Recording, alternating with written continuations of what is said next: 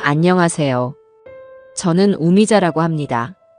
정말 큰일 날 뻔했던 제 이야기 좀 들어주세요. 제 인생에 며느리라는 존재가 들어온 건 5년 전의 일이었어요.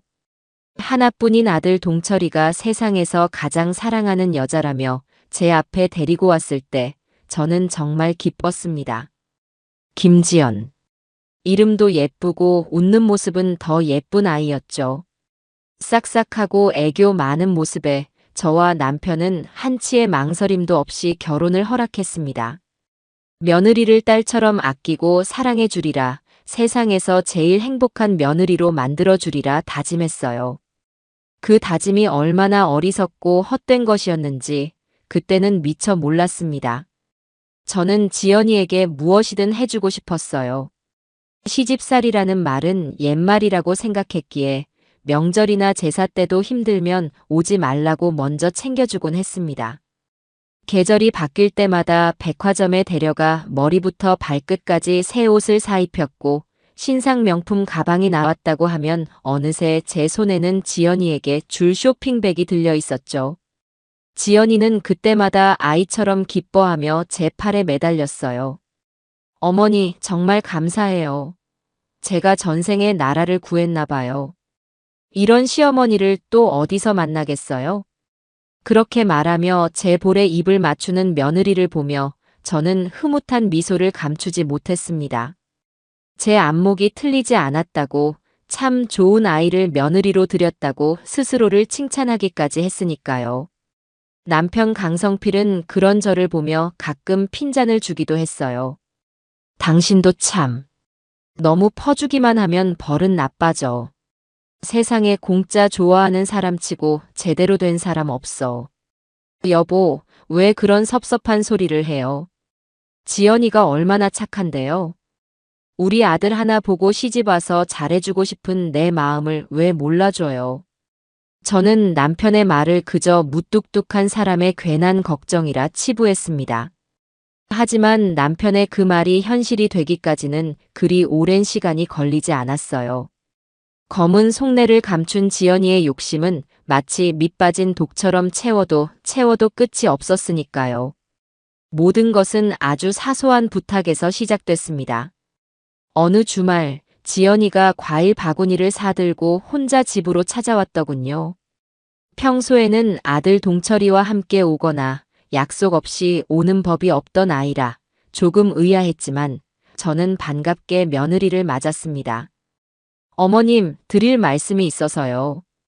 지연이는 소파에 마주 앉자마자 조심스럽게 운을 띄웠어요. 무슨 일이냐는 제 물음에 지연이는 잠시 머뭇거리다 입을 열었습니다. 사실 제가 타던 차가 좀 오래돼서요. 요즘 자꾸 말썽을 부리네요. 얼마 전에는 도로 한복판에서 시동이 꺼져서 큰일 날 뻔했어요. 듣고 보니 걱정되는 말이었습니다. 저는 당장 차를 바꾸라고, 돈은 걱정하지 말라고 큰 소리를 쳤죠. 제 말에 지연이는 기다렸다는 듯 환하게 웃으며 말했어요. 정말요, 어머니? 역시 우리 어머니밖에 없어요. 사실 제가 봐둔 차가 있긴 한데. 그렇게 지연이는 국산 소형차 한 대 값 정도의 돈을 받아갔습니다. 저는 당연히 며느리의 안전을 위한 일이라 생각했기에 아깝다는 생각은 눈곱만큼도 하지 않았어요. 하지만 얼마 지나지 않아 저는 지연이가 차를 바꾸지 않았다는 사실을 알게 됐습니다. 아파트 주차장에 여전히 낡은 그 차가 세워져 있더군요. 이상해서 동철이에게 넌지시 물어보니 아들은 대수롭지 않게 말했습니다. 아, 그거. 지연이가 갑자기 친정에 급한 일이 생겨서 그 돈 먼저 보태줬대요. 차는 좀 더 타도 괜찮다고 하더라고요. 마음도 착하죠? 아들의 말에 저는 더 이상 묻지 않았습니다. 처가에 급한 일이 생겼다는데 그걸 모른 척하는 것도 도리가 아니라고 생각했죠. 하지만 그때 확실히 짚고 넘어갔어야 했습니다. 그것이 지연이의 첫 번째 거짓말이자 앞으로 벌어질 모든 일의 서막이었으니까요. 그 후로 지연이의 요구는 점점 더 대담해졌습니다. 처음에는 어머니, 친구 아기 돌잔치 가야 하는데 변변한 옷이 없네요 라며 몇십만 원짜리 원피스 값을 받아가더니 나중에는 친구들끼리 해외여행 가기로 했는데 여행 경비가 조금 부족해서요라며 몇백만 원을 아무렇지 않게 요구했습니다. 돈을 받아갈 때마다 지연이는 온갖 아양을 떨며 제 마음을 녹였고 저는 그래, 이 정도쯤이야 하는 마음으로 번번이 지갑을 열고 말았어요. 남편은 그런 저를 한심하다는 듯 쳐다봤지만 저는 며느리와의 좋은 관계를 유지하기 위한 투자라고 생각했습니다. 그러던 어느 날 지연이가 폭탄 선언을 했습니다. 아주 진지한 표정으로 저와 남편 앞에 앉아 말하더군요. 아버님, 어머님, 제가 오랫동안 꿈꿔왔던 일이 있어요. 친구랑 같이 작은 카페를 하나 차리고 싶어요. 저는 내심 기뻤습니다. 며느리가 마냥 집에만 있는 것보다 자신의 일을 갖고 싶어 하는 모습이 대견하게 느껴졌거든요. 그래, 아주 좋은 생각이다. 필요한 거 있으면 언제든지 말하렴.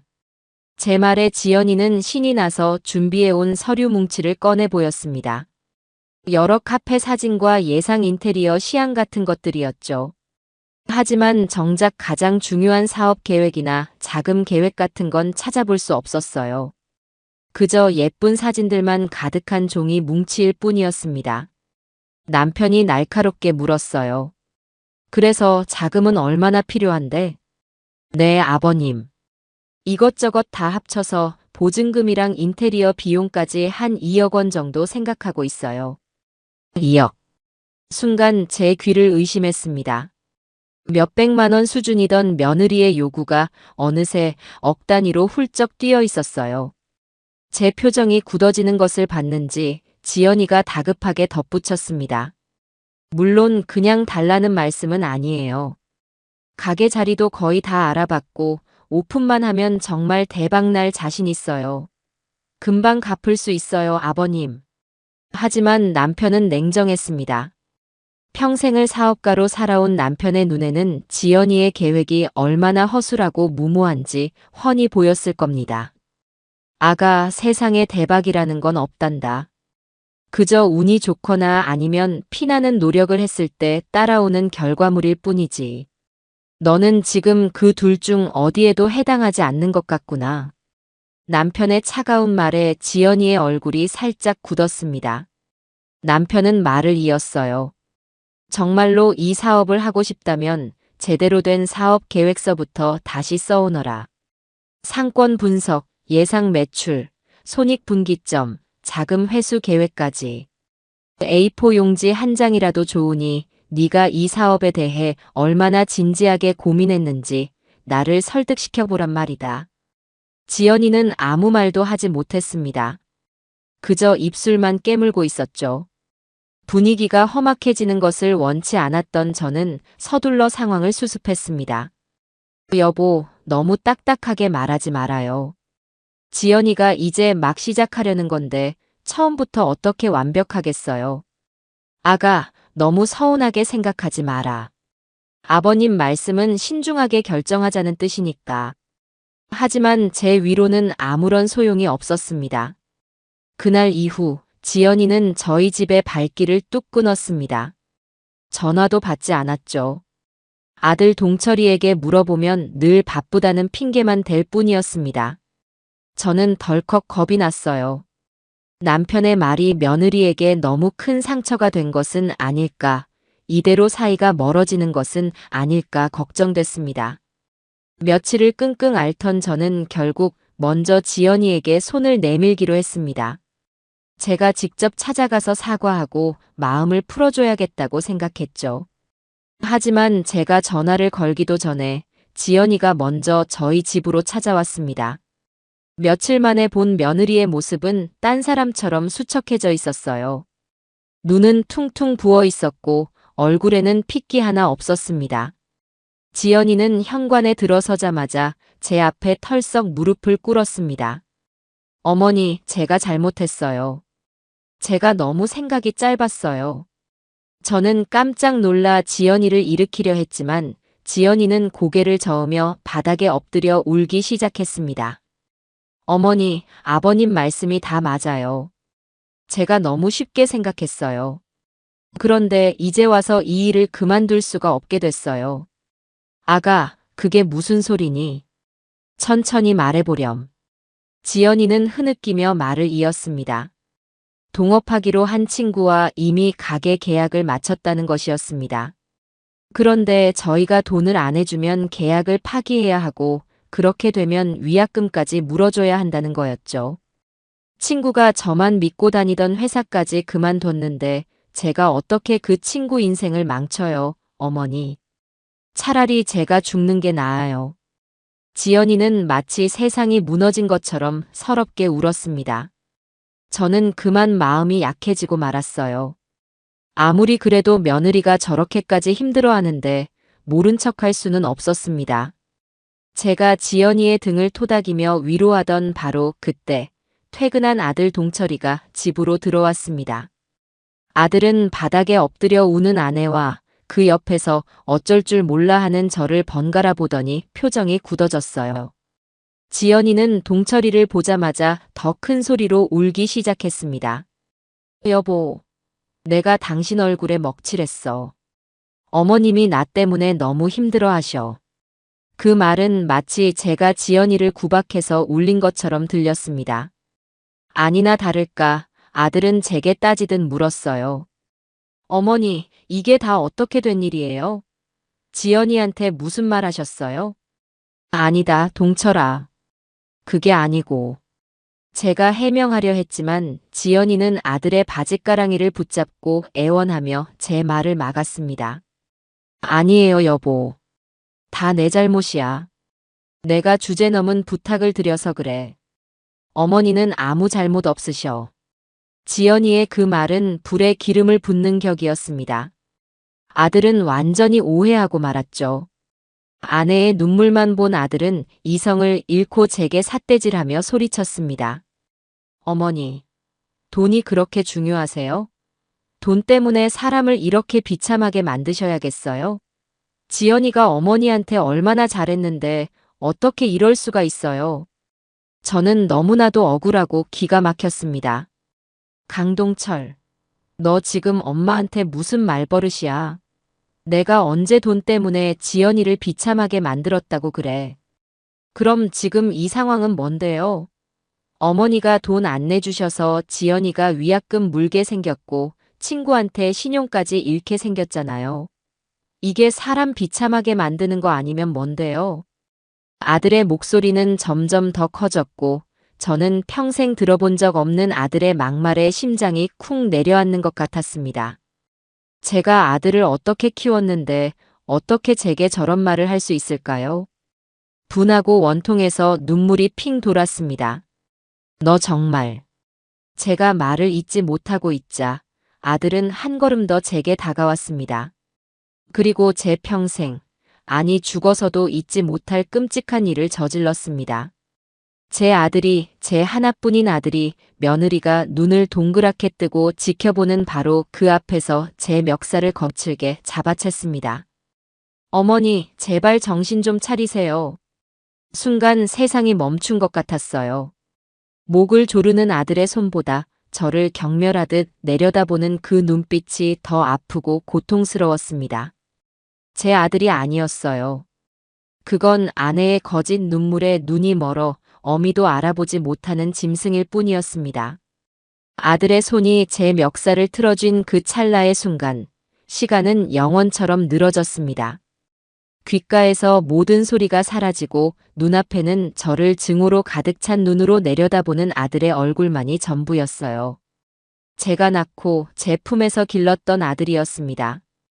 열이 펄펄 끓던 밤이면 제 팔에 안겨 끙끙 앓던 여린 아이였고 처음 자전거를 배우다 넘어져 무릎이 깨졌을 때 피가 철철 나는 다리보다 더 서럽게 울며 제게 달려오던 아이였습니다. 그 아이가 지금 제 목을 조르고 있었습니다. 물리적인 압박감보다 심장을 쥐어짜는 듯한 배신감이 숨을 먹게 만들었어요. 강동철, 너 지금. 제 목소리는 제대로 나오지 않고 갈라진 쇳소리처럼 새어나왔습니다. 아들은 제 멱살을 쥔 손에 더욱 힘을 주며 저를 흔들었습니다. 그 힘에 제 몸이 속절없이 앞뒤로 흔들렸어요. 어머니, 돈이 그렇게 중요하세요? 네. 우리 행복보다 어머니 통장에 찍힌 숫자가 더 중요하냐고요. 지연이가 당신 며느리가 저렇게 울고 있잖아요. 어머니 때문에. 아들의 입에서 터져나오는 말들은 날카로운 비수가 되어 제 가슴에 박혔습니다. 돈, 돈, 돈. 저 아이의 눈에는 제가 그저 돈에 미쳐 며느리를 구박하는 악독한 시어머니로밖에 보이지 않는 모양이었어요. 제가 그 아이를 키우며 쏟아부었던 사랑과 헌신은 그깟 돈 몇 푼 앞에서 완전히 부정당하고 있었습니다. 그때까지 바닥에 엎드려 울고만 있던 지연이가 비로소 움직이기 시작했어요. 지연이는 비틀거리며 일어나 동철이의 팔을 잡았습니다. 하지만 그 행동은 말리기 위한 것이 아니었어요. 그저 신용일 뿐이었죠. 여보, 그만해요. 이러면 안 돼. 어머니한테 어떡해. 가녀리게 떨리는 목소리. 하지만 제 눈에는 똑똑히 보였습니다. 동철이의 팔을 잡는 그 가느다란 손가아이케이 손끝에는 힘이 전혀 들어가 있지 않았어요. 오히려 동철이의 등 뒤에서 제게 쏘아보내는 그 눈빛. 그 짧은 순간 스쳐 지나간 눈빛에는 희미한 조소와 함께 거봐. 내 말이 맞지? 라고 말하는 듯한 섬뜩한 승리감이 담겨 있었습니다. 그 순간 깨달았습니다. 아, 저 아이는 처음부터 이 모든 상황을 계획했구나. 저 가증스러운 눈물 뒤에 칼을 숨기고 있었구나. 소름이 돋았습니다. 온몸의 피가 차갑게 식는 기분이었어요. 제가 아들의 손에 붙잡혀 모욕을 당하는 이 순간을 저 며느리라는 아이는 완벽하게 즐기고 있었습니다. 아들은 지연이의 가식적인 만류에 더욱 이성을 잃고 날뛰었습니다. 너는 가만히 있어, 지연아. 내가 오늘 어머니 버릇을 고쳐놓을 테니 평생 고생만 한 너를 더는 이렇게 비참하게 살게 할 수는 없어. 버릇을 고쳐? 제 어미의 버릇을 고치겠다는 저 말이 과연 제 아들의 입에서 나올 수 있는 말인가요? 저는 기가 막혀 헛웃음이 나왔습니다. 그래, 고쳐봐라. 네 엄마 버릇 어디 한번 제대로 고쳐봐. 네가 태어났을 때 똥오줌 다 받아내며 키운 게 버릇이 될 줄은 몰랐구나. 너를 위해 내 청춘 다 바친 게 고쳐야 할 버릇이었어. 제 체념 섞인 목소리에 아들은 순간 움찔하는 듯 했습니다. 하지만 그것도 잠시 옆에서 지연이가 흑하고 울음을 터뜨리자 아들은 다시 원래의 모습으로 돌아왔습니다. 그런 옛날 이야기 좀 그만하세요. 지금 중요한 건 지연이의 미래예요. 어머니의 낡은 보상 심리 때문에 우리 미래를 망칠 수는 없다고요. 낡은 보상 심리. 제 모성애가 한순간에 추악한 집착으로 매도당하는 순간이었습니다. 저는 더 이상 아들과 말을 섞고 싶지 않았어요. 아니, 섞을 수가 없었습니다. 제 모든 말이 저 아이에게는 그저 변명으로 들릴 테니까요. 저는 아무 말 없이 그저 아들의 눈을 똑바로 쳐다보았습니다.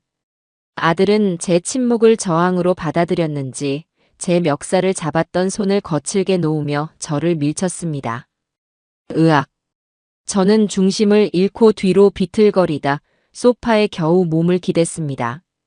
그 바람에 머리가 소파 모서리에 부딪혔지만 아프다는 생각조차 들지 않았어요.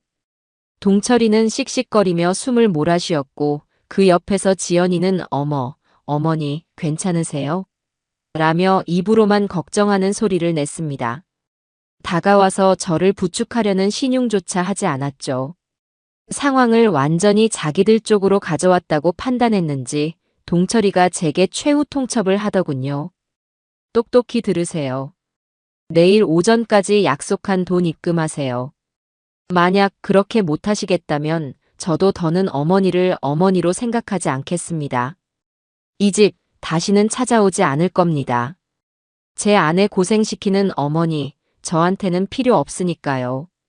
어머니가 필요 없다. 그 말이 제 뇌리에 망치처럼 박혔습니다. 세상이 무너지는 기분이었어요. 제가 평생을 바쳐 지켜온 세상이 제 아들이라는 이름의 세상이 한순간에 무너져 내리고 있었습니다. 눈앞이 캄캄해졌어요. 어릴 적 동철이가 제게 처음으로 엄마라고 불렀던 그날이 떠올랐습니다. 삐뚤빼뚤한 글씨로 세상에서 우리 엄마가 제일 좋아요라고 써서 건네주던 어버이날 카드가 눈앞에 아른거렸습니다. 그 모든 순간이 주마등처럼 스쳐 지나가며 심장을 도려내는 듯 했습니다. 어떻게 내 아들이 내게 이럴 수 있을까? 저는 아무런 대답도 할 수 없었습니다. 그저 멍하니 허공만 바라볼 뿐이었죠. 제 침묵을 긍정으로 받아들인 건지 아니면 더 이상 볼 일이 없다고 생각한 건지 동철이는 지연이의 어깨를 감싸 안았습니다. 가자, 지연아.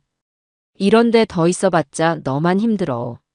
지연이는 마지막까지 착한 며느리 연기를 잊지 않았습니다. 저를 돌아보며 눈물 젖은 목소리로 말했죠. 어머니 죄송해요. 그리고 내일까지 꼭 부탁드릴게요. 그 말 속에는 내일까지 돈 내놓지 않으면 당신 아들은 영영 못 볼 줄 알아라는 서늘한 협박이 담겨 있었습니다. 두 사람이 현관으로 몸을 돌려 막 나가려던 바로 그 순간이었습니다. 삑삑삑삑. 도어록 비밀번호 누르는 소리가 정적을 깼습니다. 그리고 철컥 하는 소리와 함께 현관문이 열렸습니다. 제 남편 강성필이었습니다. 남편은 평소와 다름없는 모습으로 집에 들어섰습니다. 하지만 현관에 서서 집안의 풍경을 본 순간 남편의 얼굴은 순식간에 차갑게 얼어붙었어요. 그의 시선은 소파에 위태롭게 기대앉아 있는 저, 그리고 제 앞에 서서 금방이라도 집을 나서려던 아들 내외에게 차례로 닿았습니다. 현관 센서등이 꺼지면서 거실의 형광등 불빛 아래 집안의 모든 것이 적나라하게 드러났습니다. 제 흐트러진 머리카락과 옷매무새, 눈물 자국이 선명한 얼굴, 동철이의 분노가 채 가시지 않은 붉은 얼굴, 그리고 지연이의 얼굴에 남아있는 거짓 눈물의 흔적까지. 노련한 사업가인 남편이 이 살벌한 분위기를 파악하는 데는 1초도 걸리지 않았습니다. 지금 이게 다 무슨 짓들이야? 남편의 목소리는 조용했지만 그 안에는 태풍 전야의 고요함 같은 무거운 분노가 담겨 있었습니다. 그 목소리에 가장 먼저 반응한 것은 지연이었어요. 지연이는 기다렸다는 듯 남편에게 달려가 팔을 붙잡고 늘어졌습니다. 아버님, 오셨어요. 아버님, 제가 다 잘못했어요. 동철 씨 좀 말려주세요. 동철 씨가 지금 너무 흥분해서. 악어의 눈물이었습니다. 모든 원인을 아들의 흥분 탓으로 돌리며 자신은 그저 피해자인 척 상황을 중재하려는 착한 아내인 척하는 연기였죠. 하지만 남편은 그런 지연이의 쇼에 놀아날 사람이 아니었습니다. 남편은 제게서 눈을 떼지 않은 채 지연이가 붙잡은 자신의 팔을 벌레 떼어내듯 뿌리쳤습니다. 그리고는 제게로 성큼성큼 걸어왔어요. 여보, 괜찮아? 얼굴이 왜 이래? 무슨 일 있었어? 저놈이 당신한테 손이라도 댄 거야? 남편의 눈에는 오직 저에 대한 걱정뿐이었습니다. 저는 차마 입이 떨어지지 않아 그저 고개만 저으려 했어요. 하지만 제 뺨을 타고 흐르는 눈물이 모든 것을 말해주고 있었죠. 남편은 더 이상 묻지 않았습니다. 그는 조용히 제 어깨를 감싸 일으켜주며 소파에 바로 앉혔습니다. 그리고는 천천히 몸을 돌려 아들 강동철을 마주봤습니다. 강동철. 아들을 부르는 남편의 목소리는 얼음장처럼 차가웠습니다. 내 눈 똑바로 쳐다보고 말해. 방금 이 집에서 무슨 일이 있었는지, 네 엄마한테 무슨 짓을 했는지 네 입으로 직접 말해보라고. 동철이는 이미 제정신이 아니었습니다. 제게 했던 것처럼 아버지에게도 대들기 시작했어요. 아버지께서 뭘 아신다고 그러세요? 아버지는 저희 마음을 조금도 이해 못하세요. 어머니가 지연이한테 얼마나 모질게 하셨는지 아세요? 그 순간이었습니다. 짝 하는 날카로운 파열음이 거실 전체를 울렸습니다. 남편의 두껍고 거친 손바닥이 아들의 뺨을 무섭게 후려친 것이었죠. 아들의 고개가 옆으로 세차게 돌아갔고 금세 뺨이 붉게 부어올랐습니다. 지연이가 어머 하며 짧은 비명을 질렀고 아들은 충격받은 얼굴로 아버지를 쳐다보았습니다. 태어나서 단 한 번도 아들에게 손을 댄 적이 없던 남편이었습니다. 이놈이 아직도 정신을 못 차렸구나. 남편은 부들부들 떨리는 손을 내리며 나직이 말했습니다. 내가 너한테 뭘 아냐고? 다 안다. 네 옆에 있는 저 여우 같은 계집이 무슨 생각으로 우리 집에 드나들었는지, 네가 저 계집의 말에 놀아나 어떻게 변해갔는지 나는 처음부터 전부 다 알고 있었다. 남편의 말에 지연이의 얼굴이 새하얗게 질렸습니다. 동철이는 믿을 수 없다는 듯 소리쳤어요. 거짓말하지 마세요. 지연이는 그런 사람 아니에요. 닥쳐라. 남편의 한마디에 아들의 목소리가 쏙 들어갔습니다. 남편은 아들에게서 지연이에게로 시선을 옮겼습니다. 그 눈빛은 너무나도 차갑고 서늘해서 옆에 있는 저까지 오싹할 정도였어요. 내가 너를 처음 본 날을 기억한다. 동철이 손을 잡고 수줍게 웃으며 이 집에 처음 왔던 날. 나는 네 눈을 보고 알았지. 네가 보통 내기가 아니란 걸. 네 웃음 뒤에 숨겨진 그 끝없는 탐욕과 계산을 나는 분명히 봤다. 다만 내 아들이 너를 사랑한다기에 내 아들의 선택을 믿어보려 했기에 눈 감아줬을 뿐이다. 그게 내 인생 최대의 실수였다. 남편은 잠시 말을 끊고는 제 손을 꼭 잡았습니다. 제게 힘을 주는 것 같았어요. 그런데 너는 선을 넘어도 한참 넘었어. 감히 내 아들을 조종해서 내 아내에게 손을 대? 이 집의 안주인이고 네가 어머니라고 부르는 사람의 멱살을 잡게 만들어. 너는 인간으로서 넘지 말아야 할 선을 넘었다. 남편은 말을 마친 뒤 거실 테이블 위에 있던 차 키와 지갑을 집어 아들 앞에 던졌습니다. 나가. 당장 이 집에서 나가. 아버지. 어디서 감히 아비 소리를 입에 올려. 너는 오늘부로 내 아들이 아니다. 나한테는 너 같은 짐승 자식 둔 적 없어. 네가 지금 사는 그 아파트 내 이름으로 된 거 알지? 일주일 주겠다. 그 안에 짐 빼서 나가. 네가 타고 다니는 그 차 회사명이다. 내일 당장 사람 보낼 테니 그렇게 알고. 금전적인 압박이 시작되자 지연이의 얼굴에 비로소 초조한 기색이 떠올랐습니다. 동철이는 상황 파악이 되지 않는 듯 멍하니 서 있었고요. 그리고 너 김지연. 남편은 지연이를 똑바로 쳐다보며 말했습니다. 네가 동철이한테 어떤 거짓말을 했는지, 네 친정꼴이 지금 어떤지 내가 모를 것 같나? 네 동생이 노름에 미쳐서 사채까지 끌어다 쓴 거, 그래서 네가 우리 돈을 뜯어내려고 이따위 쇼를 벌인 거 내가 다 알고 있어. 그러니 더러운 연기 그만하고 저 자식 데리고 당장 내 눈앞에서 사라져. 모든 것을 알고 있다는 남편의 말에 지연이는 완전히 무너졌습니다. 더 이상 울지도 변명하지도 못하고 그저 사시나무처럼 떨기만 했어요. 남편은 두 사람을 현관으로 거칠게 밀어냈습니다.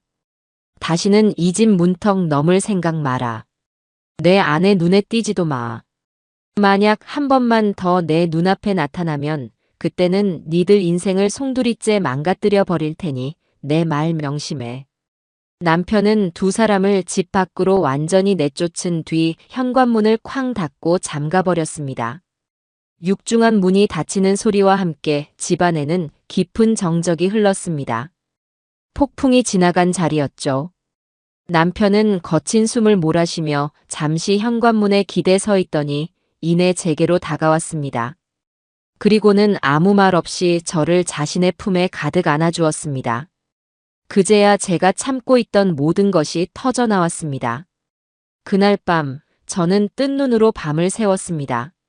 남편의 품에서 한참을 울고 나니 조금은 진정이 되었지만 아들의 그 경멸 어린 눈빛과 제 멱살을 잡았던 거친 손길의 감촉은 좀처럼 잊히지 않았어요.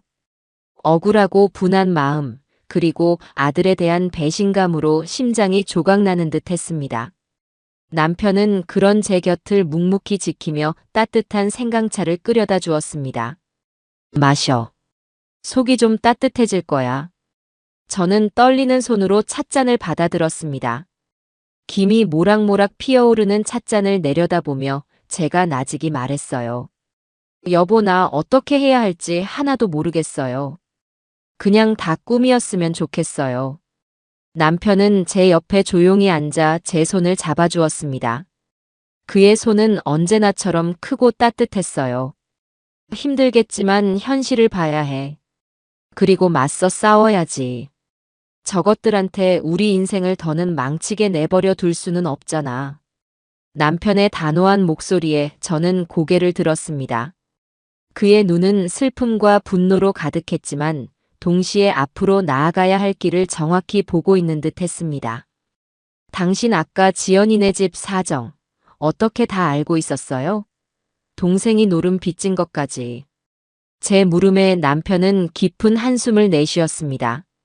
사실은 처음부터 저 계집, 마음에 들지 않았어.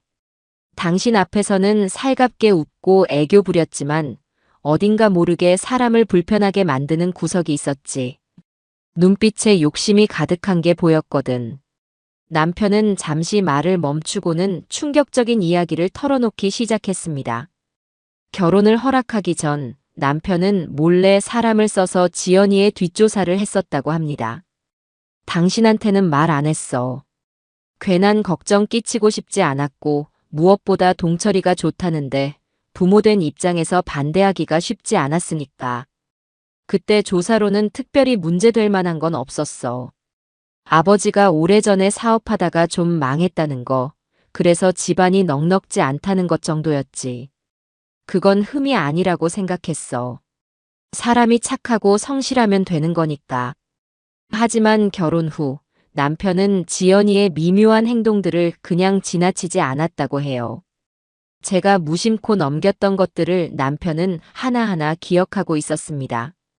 걔가 당신 보석함 앞에서 유독 눈을 반짝이던 거, 내가 사업 이야기할 때마다 귀를 쫑긋 세우던 거, 동철이한테 우리 재산이 얼마나 되는지 은근슬쩍 떠보던 거.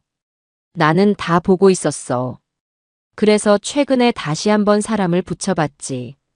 뭔가 이상한 낌새가 느껴져서. 그리고 그 결과가 바로 오늘 남편이 쏟아냈던 진실들이었습니다. 지연이의 아버지는 사업 실패 후 재기하지 못하고 술로 세월을 보내고 있었고 그 남동생은 오래전부터 도박에 손을 대 집안의 기둥뿌리를 뽑아먹고 있었다는 것이었죠. 최근에는 불법적인 곳에까지 손을 대 사채 빚이 눈덩이처럼 불어난 상태라고 했습니다. 2억. 걔가 우리한테 요구했던 그 돈. 카페 보증금이 아니라 지 동생 도박빚 갚아줄 돈이었던 거야. 처음부터 우리를 속일 작정으로 접근한 거지. 모든 조각이 맞춰지는 기분이었습니다. 그동안 지연이가 보여줬던 과한 애교와 선물에 대한 집착, 그리고 밑도 끝도 없던 돈 요구까지. 모든 것이 설명되었어요. 저는 분노로 온몸이 떨렸습니다. 단순히 돈을 탐낸 것을 넘어 제 아들을 조종해 폐륜을 저지르게 만든 그 간악함에 치가 떨렸어요. 나 저것들 절대로 용서 못해요. 당신 말이 맞아요. 싸워야겠어요. 내가 저것들 때문에 평생을 바쳐 이룬 내 가정을, 내 인생을 망가뜨리게 둘 수는 없어요. 제 눈에서 눈물 대신 차가운 분노의 불꽃이 타오르는 것을 보았는지 남편은 제 손을 더욱 굳게 잡으며 말했습니다. 그래, 그렇게 나와야지. 당신은 약한 사람이 아니야. 내가 옆에서 다 도울 테니 걱정하지 마. 우선 증거부터 확실하게 모아야 해. 저것들이 다시는 우리 앞에서 딴소리 못하게. 모든 걸 녹음하고 기록해둬. 감정에 휘둘리지 말고 철저하게 이성적으로 움직여야 이길 수 있어. 남편의 말을 듣고 저는 정신이 번쩍 들었습니다. 그래요, 이제부터는 감정 싸움이 아니었습니다. 철저한 증거와 사실에 기반한 전쟁이었죠. 저는 그날 밤부터 제가 할 수 있는 모든 것을 하기 시작했습니다. 가장 먼저 떠오른 것은 지연이가 말했던 동업자 친구였습니다. 지연이가 카페를 차린다며 제게 처음 거짓말을 시작했던 그 인물. 실존하는 인물인지 아니면 그것마저 꾸며낸 이야기인지 확인해야 했어요. 저는 밤새 지연이의 SNS를 샅샅이 뒤졌습니다. 다행히 지연이는 과시욕이 강한 아이라 자신의 일상을 거의 매일같이 포스팅하고 있었어요. 수많은 사진 속에서 유독 자주 등장하는 얼굴이 있었습니다. 내 베프 혜진이랑이라는 글과 함께 올라온 사진들이 많았죠. 저는 그 혜진이라는 여자의 계정을 찾아냈고 다행히 전화번호까지 공개되어 있는 것을 발견했습니다. 다음 날 아침, 저는 떨리는 마음으로 그 여자에게 전화를 걸었습니다. 수화기 너머로 젊고 앳된 목소리가 들려왔어요. 여보세요? 저 실례지만 김혜진 씨 되시나요? 저는 김지연 씨 시어머니 되는 사람입니다. 제 소개에 상대방은 잠시 당황한 듯 말이 없었습니다. 저는 최대한 침착하고 다정하게 걱정하는 시어머니의 목소리를 연기했습니다. 갑자기 전화해서 많이 놀라셨죠? 다름이 아니라 요즘 지연이랑 연락이 잘 닿질 않아서요. 혹시 무슨 일이 있는지 아시나 해서요. 제가 듣기로는 혜진 씨랑 같이 카페 동업 준비한다고 하던데 잘 되어가고 있나요? 제 물음에 수화기 너머의 혜진 씨는 더욱 당황하는 기색이 역력했습니다. 네. 카페요? 저 지연이랑 카페 같은 거 하기로 한 적 없는데요. 역시나 모든 게 거짓말이었습니다. 저는 속으로 분노를 삼키며 태연하게 말을 이었습니다.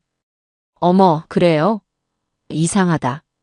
지연이가 저한테는 혜진 씨랑 같이 하기로 했다고, 그래서 다니던 회사도 그만뒀다고 하던데. 혹시 지연이가 무슨 큰 사기라도 당한 건 아닐까요? 제가 너무 걱정이 돼서 그럽니다. 아시는 거 있으면 뭐든 좀 말씀해 주세요. 제가 어떻게든 도와야죠. 사기와 돕는다는 제 말에 혜진 씨의 경계심이 조금은 풀어진 듯 했습니다. 그녀는 한참을 망설이다가 아주 작은 목소리로 충격적인 사실을 털어놓기 시작했습니다. 저 어머님. 사실은 지연이가 저한테도 돈을 좀 빌려갔어요. 자기 남동생이 급하게 수술할 일이 생겼다고 병원비가 모자라다면서요. 금방 갚는다고 했는데 아직까지 소식이 없네요. 그 말을 듣는 순간 머리를 한 대 세게 얻어맞은 것 같았습니다. 이 아이는 저희뿐만 아니라 가장 친한 친구에게까지 거짓말을 하며 돈을 뜯어내고 있었던 겁니다. 저는 혜진 씨를 설득해 언제, 얼마를, 어떤 방식으로 빌려갔는지 상세한 내용을 모두 확보하고 통화 내용을 녹음했습니다. 그리고 마지막으로 결정적인 한 가지를 더 물었어요. 혜진 씨, 혹시 지연이 남동생 연락처나 그 동생에 대해 아는 거 있으세요? 혜진 씨는 잠시 망설이다가 자신도 돈을 떼일 위기에 처했다고 생각했는지 지연이 남동생의 이름과 SNS 계정 주소를 제게 알려주었습니다. 전화를 끊고 저는 곧바로 그 남동생 놈의 SNS에 들어가 보았습니다. 그리고 그곳에서 저는 기가 막힌 장면들을 목격하게 되었죠. 수술을 해야 한다던 위급한 환자는 어디에도 없었습니다. 그 계정에는 온갖 명품으로 치장하고 고급 외제차 앞에서 포즈를 취하고 심지어 해외의 화려한 카지노를 배경으로 찍은 사진들이 가득했습니다. 누나와 친구의 돈으로 호의호식하며 도박을 즐기고 있었던 겁니다. 저는 그 모든 사진을 캡처하고 저장했습니다. 차곡차곡 쌓여가는 증거들을 보며 저는 더 이상 슬프지 않았습니다. 오히려 가슴속에서 차가운 분노와 함께 기묘한 희열마저 느껴졌어요. 그래, 어디 한번 해보자.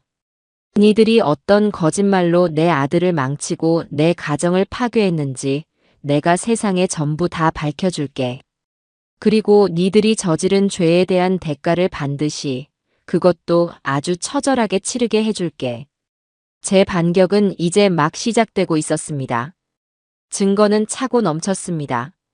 지연이의 가장 친한 친구와의 통화 녹취, 그 남동생 놈이 SNS에 과시하듯 올려놓은 사치스러운 생활 사진들. 남편은 그것만으로는 부족하다고 했어요.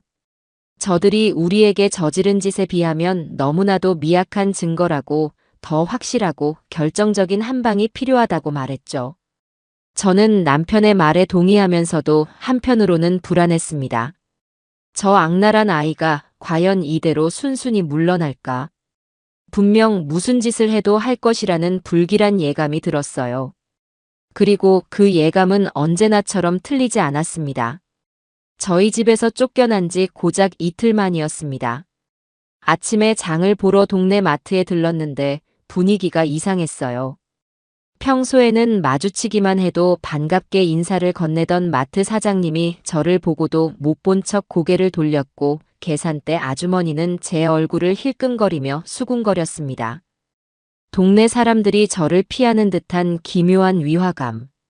처음에는 내가 너무 예민한가 싶었지만 그날 오후 아파트 단지 내 쉼터에서 그 이유를 명확하게 알게 되었습니다. 평소 가깝게 지내던 옆동 아주머니 몇몇이 모여 이야기를 나누고 있더군요. 제가 다가가 인사를 건네자 화기애애하던 분위기가 순간 찬물을 끼얹은 듯 싸늘하게 식었습니다. 그중 한 명이 저를 위아래로 훑어보며 비아냥거리듯 말했어요. 어머 사모님. 얼굴 보기 힘드시네. 집안에 우환이라도 있으셨나 봐. 그 말투에는 가시가 잔뜩 돋쳐 있었습니다. 무슨 소리냐고 되묻는 제게 다른 아주머니가 기다렸다는 듯 입을 열었습니다. 들었어 다들. 아들 내외를 돈 때문에 그렇게 모질게 내쫓았다며. 그것도 임신한 며느리를 말이야. 아무리 돈이 좋아도 그렇지 어떻게 손주 볼 생각은 안 하고 애들 앞길을 그렇게 막을 수가 있어. 임신. 그 단어가 제 머리를 세게 내리쳤습니다. 저는 너무나도 황당해서 말문이 막혔어요. 누가 그래요? 우리 며느리 임신 안 했어요. 그리고 돈 때문에 내쫓다니요. 그건 말도 안 되는 소리예요. 제 격앙된 목소리에도 그들은 눈 하나 깜짝하지 않았습니다. 오히려 저를 한심하다는 듯 쳐다보며 혀를 찼어요. 쯧쯧, 아직도 저렇게 잡아떼시네. 당신 아들이 동네방네 전화 돌리면서 울고불고 다 이야기했는데 뭘. 며느리가 스트레스 때문에 유산할 것 같다고 제발 자기 엄마 좀 말려달라고 하소연을 하던데. 부모가 돼서 어떻게 자식한테 그런 상처를 줘요. 정말 너무들 하시네. 세상에. 그 가증스러운 것들이 이제는 동네 사람들을 상대로 언론 플레이를 시작한 것이었습니다. 있지도 않은 임신을 꾸며내고 저희를 돈에 미친 파렴치한 부모로 만들어서 동정심을 유발하려는 속셈이었죠. 분노로 온몸이 부들부들 떨렸습니다. 저는 더 이상 그들과 말을 섞을 가치도 느끼지 못하고 그대로 뒤돌아 집으로 향했습니다. 집으로 걸어오는 내내 등 뒤에서 저를 향해 쏟아지는 비난과 동정의 말들이 칼날처럼 날아와 박혔습니다. 집에 돌아와 남편에게 자초지종을 이야기하자 남편은 제 예상과는 달리 아주 차분했습니다. 그럴 줄 알았어. 저것들이 쓸 수 있는 카드가 그런 것밖에 더 있겠어? 거짓 눈물, 동정심 유발. 저급하고 뻔한 수법이지. 여보, 하지만 이대로 두면 정말 우리가 이상한 사람 되는 거예요. 당장 가서 해명을. 아니, 지금은 때가 아니야. 남편은 제 말을 단호하게 잘랐습니다. 지금 당신이 아무리 해명해봤자 사람들은 당신 말을 믿어주지 않아. 오히려 아들을 이기려고 변명하는 독한 시어머니라고 손가락질할 뿐이지. 저것들이 마음껏 떠들게 내버려둬. 높이 올라갈수록 떨어질 때 더 아픈 법이니까. 우리는 우리의 계획대로 움직이면 돼. 남편의 말을 듣고 저는 겨우 이성을 되찾았습니다. 그래요, 감정적으로 대응해서는 안 됐습니다. 저들의 저열한 방식에 똑같이 휘말려서는 안 됐죠. 하지만 마음 한구석이 쓰라린 것은 어쩔 수 없었습니다. 평생을 이 동네에서 좋은 이웃으로 반듯한 사람으로 살아왔는데 하루아침에 돈만 밝히는 무정한 사람으로 낙인 찍힌 것 같아 억울하고 분했습니다. 그날 저녁 제 휴대폰으로 문자 한 통이 도착했습니다. 아들 동철이었습니다. 어머니, 지연이 지금 병원에 입원했습니다. 스트레스성 복통으로 하혈까지 하고 있어요. 의사가 절대 안정이 필요하다고 합니다. 뱃속의 아이, 어머니의 첫 손주입니다. 만약 지연이와 아이에게 무슨 일이라도 생기면 저 평생 어머니를 용서하지 않을 겁니다. 마지막으로 부탁드립니다. 내일 오전까지 약속한 돈 병원 계좌로 보내주세요. 문자를 읽는 내내 손이 떨렸습니다. 사진 한 장 없이 그저 글로만 적힌 일방적인 통보. 하지만 첫 손주라는 단어는 제 마음을 사정없이 흔들었습니다. 만에 하나, 정말 만에 하나라도 지연이의 임신이 사실이라면, 제 고집 때문에 한 생명이 위험해지는 것이라면, 저는 혼란스러웠습니다. 남편에게 떨리는 목소리로 문자를 보여주자 남편은 코웃음을 쳤습니다. 쇼하고 있네. 병원에 입원했다는 사람이 진단서 한 장 없이 저렇게 문자를 보낸다고? 어느 병원 무슨 과에 입원했는지조차 없잖아. 100% 거짓말이야. 절대 속아 넘어가지 마. 하지만 여보, 만약은 없어. 저것들은 지금 우리를 시험하고 있는 거야. 우리가 이 협박에 넘어가나 안 넘어가나. 여기서 우리가 돈을 보내주는 순간 우리는 평생 저것들의 노예로 살아야 해. 정신 똑바로 차려, 여보. 남편의 단호한 말에 저는 흔들리던 마음을 다잡았습니다. 그래요, 이건 지연이와 동철이가 파놓은 함정이었습니다. 동정심과 죄책감을 이용해 저희를 올가매려는 교활한 덫이었죠. 저는 답장을 보내지 않았습니다. 그들의 문자를 그대로 무시해버렸어요. 그렇게 며칠이 더 흘렀습니다. 동네에서 저는 완전히 고립되었습니다. 사람들은 저를 대놓고 피하거나 뒤에서 손가락질했습니다. 심지어 몇몇 사람들은 저희 집 대문 앞에 돈독 오른 노인네들, 자식 앞길 막지 마라는 식의 험한 말을 적은 쪽지를 붙여놓고 가기도 했습니다. 하루하루가 지옥 같았지만 저는 남편을 믿고 묵묵히 버텼습니다. 그러던 어느 날 저는 무심코 지하 주차장으로 내려갔다가 아직 그 자리에 세워져 있는 지연이의 낡은 차를 발견했습니다. 아들 내외를 내쫓은 지 일주일이 다 되어가는데 차는 가져가지 않았더군요. 그 차를 보는 순간 제 머릿속에 섬광처럼 한 가지 생각이 스쳐 지나갔습니다. 블랙박스. 그날 지연이가 눈물 연기를 펼치기 위해 저희 집으로 오던 바로 그날. 어쩌면 그 차 안에 블랙박스에 모든 진실이 담겨 있을지도 모른다는 생각이 들었습니다. 저는 심장이 미친 듯이 뛰는 것을 느끼며 남편에게 전화를 걸었습니다. 제 이야기를 들은 남편은 잠시 말이 없더니 낮은 목소리로 말했습니다. 당장 차 문 열고 메모리 카드 확보해. 내가 지금 바로 집으로 들어갈 테니. 남편은 혹시 모를 상황에 대비해 보조키를 가지고 있었습니다. 저는 남편이 알려준 대로 차 문을 열고 룸미러 뒤에 달려있던 블랙박스에서 작은 메모리 카드를 조심스럽게 빼냈습니다. 손바닥 안에 작은 플라스틱 조각이 천근만근처럼 무겁게 느껴졌어요. 집으로 돌아와 남편과 함께 컴퓨터 앞에 앉았습니다. 메모리 카드를 리더기에 꽂고 파일을 여는 그 짧은 순간이 영원처럼 길게 느껴졌습니다. 화면에 그날의 영상이 나타나기 시작했어요. 지연이가 운전하며 저희 아파트 단지로 들어오는 모습이었습니다. 주차장에 차를 세우기까지는 별다른 특이점이 없었습니다. 제 심장이 실망감으로 철렁 내려앉으려던 바로 그때였습니다. 지연이는 차를 세우고 바로 내리지 않았습니다. 시동을 끈 채로 운전석에 앉아 누군가와 통화를 시작하더군요. 블랙박스는 차의 전원이 꺼진 후에도 주차 녹화 모드로 작동하고 있었고 차 안의 소리는 아주 선명하게 녹음되고 있었습니다. 엄마. 나 지금 거의 다 왔어. 시어머니 집 앞이야. 친정 어머니와 통화하는 모양이었습니다. 걱정 마. 내가 오늘 눈물 연기 좀 제대로 하면 노인네들 까무러칠걸? 보나 마나 아가 힘들었지 하면서 바로 돈 내줄 거야. 우리 동생 노름 빚은 이걸로 한 방에 끝내는 거지, 뭐. 지연이의 목소리는 조금 전까지 제가 알던 그 가녀리고 슬픔에 잠긴 목소리가 아니었습니다. 아주 경쾌하고 자신감에 넘치며 심지어는 잔인하기까지 한 목소리였어요. 아들, 동철 씨는 걱정할 것도 없어. 내 눈물 한 방이면 껌뻑 죽는다니까. 내가 시키는 대로 다 할 거야. 자기 엄마 멱살이라도 잡으라면 잡을걸. 하여튼 물러 터져가지고. 아무튼 엄마. 쇼 시작해야 하니까 이만 끊을게. 좋은 소식 가지고 전화할게.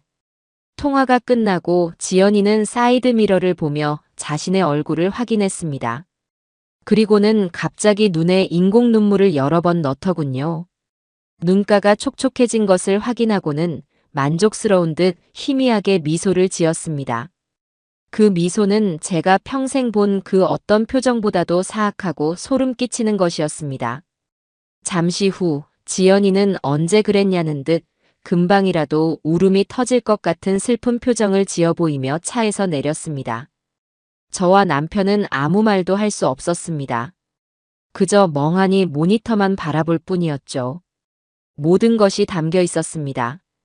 지연이의 완벽한 계획, 아들을 조종하려는 의도, 그리고 저희를 향한 기만까지. 이것이야말로 남편이 말했던 결정적인 한 방이었습니다. 저는 떨리는 손으로 녹음 파일을 복사하며 다짐했습니다. 김지연, 강동철. 너희는 끝났다. 너희가 파놓은 그 거짓의 무덤에 내가 직접 너희를 묻어주리라. 결정적인 증거를 손에 넣자 더 이상 망설일 이유가 없었습니다.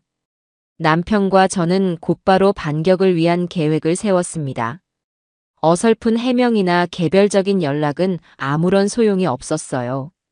저들이 동네 사람들을 상대로 거짓 여론을 형성했듯 우리 역시 모든 사람 앞에서 진실을 한꺼번에 터뜨려야 했습니다.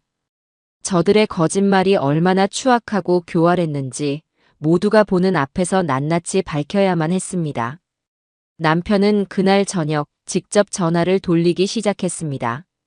첫 번째 상대는 저희를 비난하는데 가장 앞장섰던 옆동 아주머니였습니다. 김 여사님, 저 강성필입니다. 다름이 아니라 이번 주 토요일 저녁에 저희 집에서 식사나 한번 하시죠. 드릴 말씀도 있고 해서요. 남편의 목소리는 지극히 평온하고 정중했습니다. 상대방은 당황한 듯 잠시 머뭇거리더니 이내 거절 의사를 밝혔습니다. 남편은 기다렸다는 듯 나직이 말했죠. 오셔서 제 아들놈과 며느리에게 직접 물어보시죠. 제가 정말 돈 때문에 임신한 며느리를 내쫓은 파렴치한 인간인지. 그날 오시면 모든 진실을 알게 되실 겁니다. 만약 안 오신다면 김 여사님께서 그동안 동네에 퍼뜨린 허위 사실에 대해 명예훼손으로 법적 조치를 취할 수밖에 없습니다. 남편의 단호한 말에 상대방은 아무 말도 하지 못했습니다. 남편은 저희를 험담했던 다른 동네 사람들에게도 똑같은 방식으로 전화를 돌렸습니다. 정중하지만 거절할 수 없는 초대. 그들의 거짓 소문을 바로잡을 기회를 주는 동시에 불참 시에는 법적 책임을 묻겠다는 강력한 경고였습니다. 마지막 전화는 아들, 동철이에게 걸었습니다. 남편은 스피커폰으로 통화를 했고 저는 옆에서 숨을 죽인 채 듣고 있었습니다. 강동철이냐? 네, 아버지. 아들의 목소리는 잔뜩 잠겨 있었습니다. 토요일 저녁 지연이 데리고 집으로 와라. 그건 왜? 토를 달지 마. 니들이 그토록 원하던 돈 문제 그날 해결해 줄 테니. 그리고 니들이 동네방네 떠들고 다닌 덕분에 궁금해하는 사람들이 많더구나. 그 사람들 앞에서 니들 입으로 직접 말해. 내가 얼마나 나쁜 애비고 네 엄마가 얼마나 악독한 시어미인지. 남편은 아들의 대답을 듣지도 않고 전화를 끊어버렸습니다. 동철이는 아마도 우리가 드디어 항복했다고 돈을 주기로 마음먹었다고 생각했을 겁니다.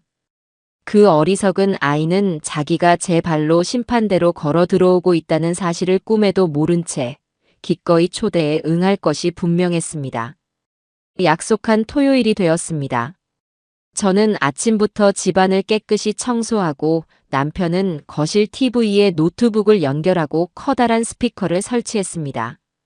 마치 결전의 날을 준비하는 장수처럼 저희 부부는 비장한 마음으로 손님들을 맞을 준비를 마쳤습니다. 저녁 시간이 되자 약속했던 동네 사람들이 하나둘씩 저희 집으로 모여들었습니다. 그들의 표정에는 호기심과 불안감, 그리고 약간의 죄책감이 뒤섞여 있었어요. 거실에 둘러앉은 그들은 어색한 침묵 속에서 서로 눈치만 살필 뿐이었습니다. 잠시 후 초인종이 울렸습니다. 오늘의 주인공, 아들 내외였습니다. 남편이 문을 열어주자 동철이와 지연이가 집 안으로 들어섰습니다. 지연이는 정말 임산부라도 된 것처럼 배를 살짝 감싸 쥔 채 금방이라도 쓰러질 듯 위태로운 표정을 짓고 있었어요. 동철이는 그런 지연이를 부축하며 마치 개선장군이라도 된 듯 의기양양한 표정으로 저와 남편을 쳐다보았습니다. 거실에 모여있는 동네 사람들을 보고는 잠시 놀라는 듯 했지만 이내 자신들의 억울함을 증언해 줄 증인들이라고 생각했는지 입가에 희미한 미소까지 띠더군요. 모두가 자리에 앉자 남편은 무겁게 입을 열었습니다. 오늘 바쁘신데 이렇게 와주셔서 감사합니다. 다름이 아니라 요즘 저희 부부에 대해 좋지 않은 소문이 동네에 파다하다고 들었습니다. 저희가 돈에 눈이 멀어 임신한 며느리와 아들을 내쫓았다는 이야기더군요. 남편의 말에 동네 사람들은 서로 눈치를 보며 헛기침을 했습니다. 지연이는 이때다 싶었는지 눈물을 글썽이며 입을 열었어요. 아버님, 어머님 이제라도 마음을 돌려주셔서 감사해요. 저희 정말 힘들었어요. 뱃속의 아기만 아니었으면. 그 가증스러운 연기를 지켜보던 저는 더 이상 참을 수가 없었습니다. 하지만 남편이 제 손을 꽉 잡으며 고개를 저었어요. 아직 때가 아니라는 신호였습니다. 남편은 지연이의 말을 부드럽게 끊고는 말을 이었습니다. 그래, 아가. 그동안 마음고생이 심했겠지. 그래서 오늘 이 자리에서 모든 오해를 풀고 너희에게 사과하려고 한다. 물론 그 전에 먼저 다 같이 봐야 할 영상이 하나 있구나. 남편은 리모컨을 들어 거실 TV를 켰습니다. 화면에는 며칠 전 저희가 보았던 익숙한 지하 주차장 영상이 나타났습니다. 지연이의 차 안블랙박스 영상이었죠. 지연이의 얼굴이 순간 미세하게 굳어지는 것을 저는 놓치지 않았습니다. 동철이는 영문을 모르겠다는 표정으로 화면을 쳐다볼 뿐이었고요. 남편은 영상과 연결된 스피커의 볼륨을 최대로 높였습니다. 곧 거실 전체에 지연이의 목소리가 쩌렁쩌렁하게 울려 퍼지기 시작했습니다. 엄마.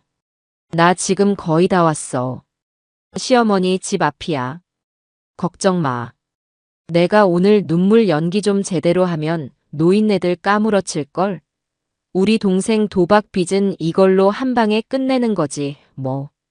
순간 거실의 모든 공기가 얼어붙었습니다. 동네 사람들은 믿을 수 없다는 표정으로 TV 화면과 지연이의 얼굴을 번갈아 쳐다보았습니다. 지연이의 얼굴은 하얀 페인트를 쏟아부은 것처럼 새하얗게 질려 있었어요. 동철이는 충격으로 입을 벌린 채 아무 말도 하지 못했습니다. 스피커에서는 계속해서 지연이의 잔인한 목소리가 흘러나왔습니다. 아들, 동철 씨는 걱정할 것도 없어. 내 눈물 한 방이면 껌뻑 죽는다니까. 내가 시키는 대로 다 할 거야. 자기 엄마 멱살이라도 잡으라면 잡을걸. 하여튼 물러 터져가지고. 자기 엄마 멱살이라도 잡으라면 잡을걸. 그 대목에서 동철이는 비로소 자기가 얼마나 끔찍한 짓을 저질렀는지 깨달은 듯 괴로운 신음을 내뱉으며 자신의 머리를 감싸쥐었습니다. 동네 사람들은 경악을 금치 못하며 수군거리기 시작했어요. 세상에 저게 정말 제 목소리 맞아? 어떻게 저런 무서운 생각을.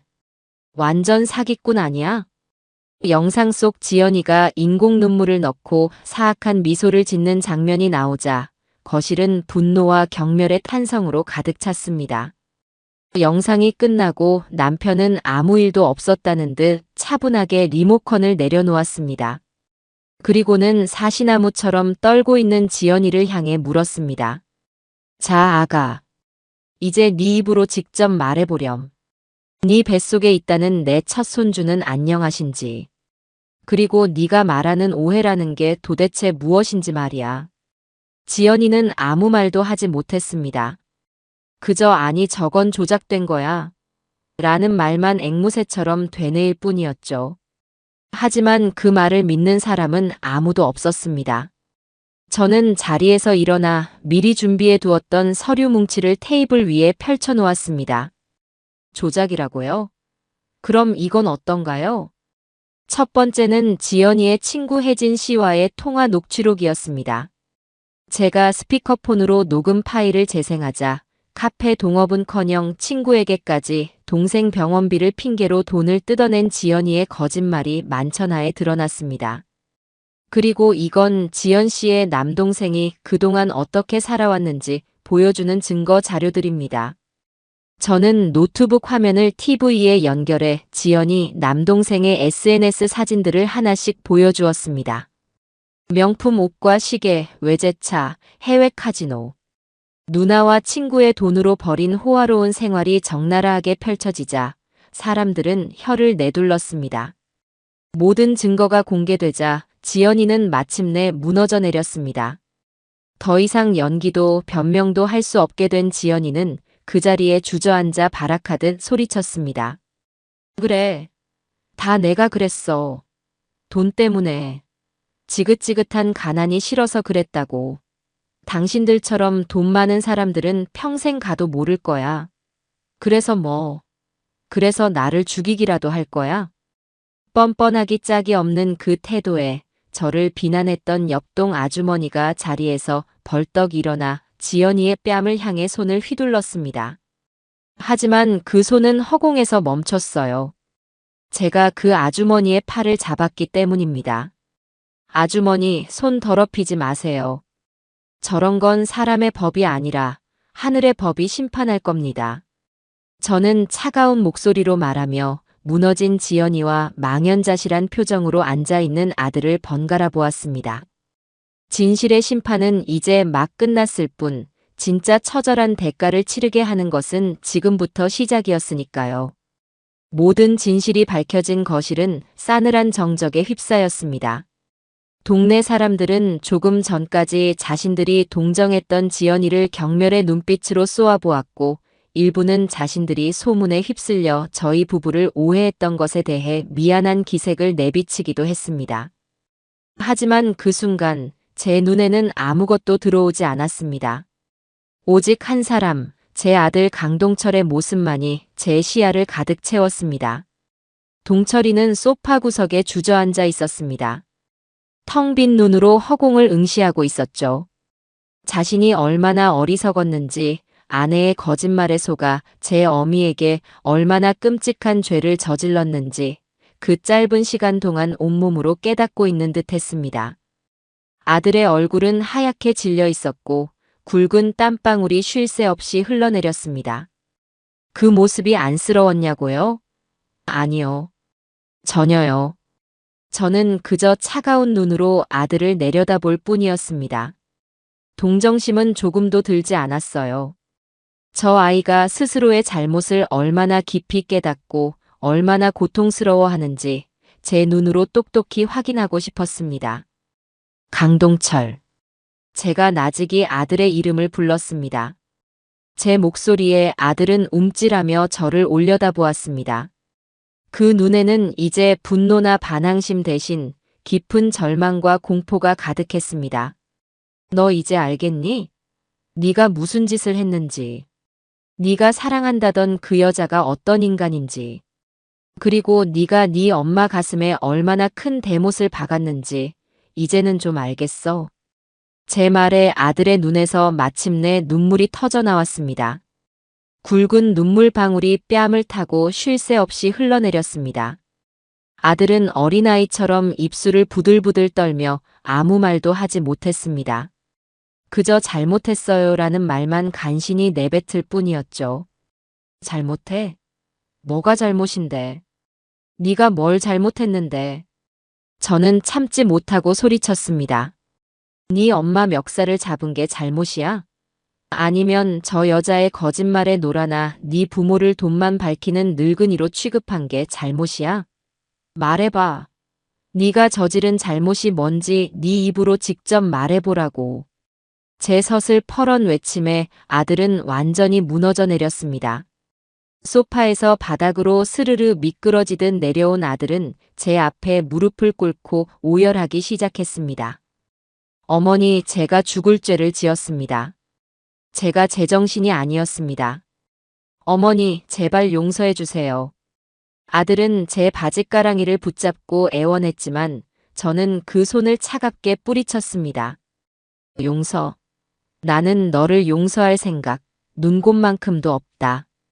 네가 저지른 죄는 평생 네가 짊어지고 가야 할 십자가야.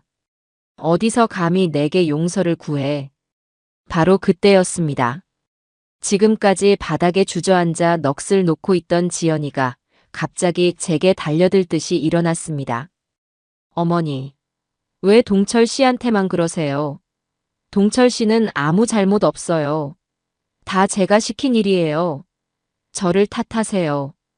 참으로 가증스러운 모습이었습니다. 마지막까지 아들을 위하는 척, 모든 것을 자기가 뒤집어 쓰려는 척하는 그 연기가 역겨웠습니다. 하지만 그 순간 지연이의 진짜 속셈은 다른 데 있었습니다. 그러니 제발 이 일은 저희끼리 해결하게 해주세요. 동네 사람들 다 보는 앞에서 이렇게까지 망신을 주셔야겠어요? 지연이는 상황을 어떻게든 수습하고 이 자리를 벗어나고 싶었던 겁니다. 하지만 그 바람은 이루어질 수 없었어요. 띵동 띵동 띵동. 갑자기 현관 초인종이 요란하게 울렸습니다. 모두의 시선이 현관으로 쏠렸습니다. 남편이 의아한 표정으로 인터폰을 확인하더니 얼굴이 굳어졌습니다. 누구? 남편의 말이 채 끝나기도 전에 밖에서 고함 소리가 들려왔습니다. 야, 김지연. 여기 있는 거 다 알아. 문 안 열어. 쿵, 쿵, 쿵. 누군가 현관문을 세차게 발로 차기 시작했습니다. 험악한 욕설과 함께 문이 부서질 듯한 소리가 울려 퍼지자 거실에 있던 사람들은 모두 겁에 질렸습니다. 지연이의 얼굴은 아까보다 더 새하얗게 질려 거의 잿빛에 가까웠습니다. 남편은 저와 동네 사람들을 안심시킨 뒤 조용히 경찰에 신고를 했습니다.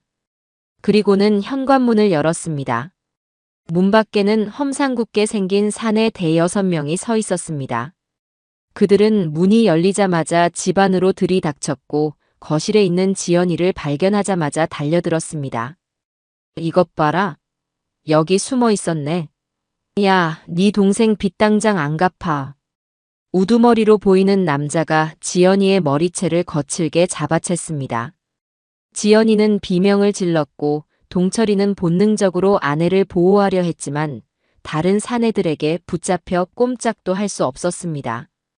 동네 사람들은 생전 처음 보는 끔찍한 광경에 비명을 지르며 구석으로 몰렸습니다. 네 동생 놈이 네 누나만 믿으라고 큰소리 뻥뻥 치던데 돈은 준비해놨나 몰라.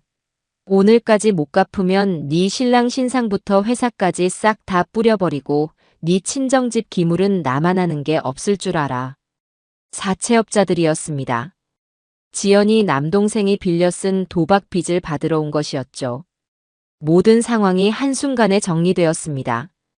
지연이가 왜 그렇게 필사적으로 2억 원을 필요로 했는지, 그 돈이 얼마나 급했는지.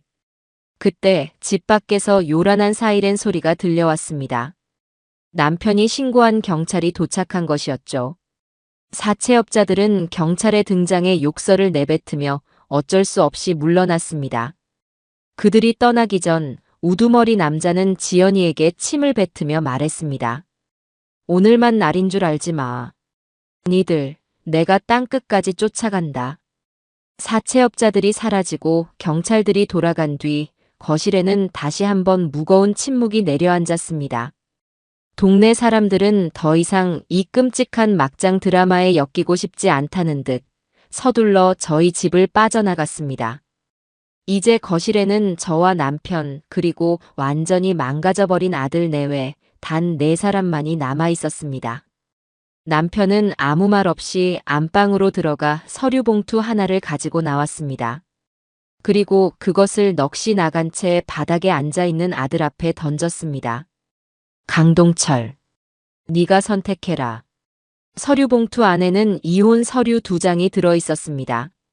저 여자가 짊어진 빚의 굴레 속으로 같이 들어가 평생을 허덕이며 살든 아니면 지금이라도 그 더러운 손을 놓고 네 인생을 되찾든 네가 선택하라고. 남편의 말에 지연이가 기겁하며 동철이에게 매달렸습니다.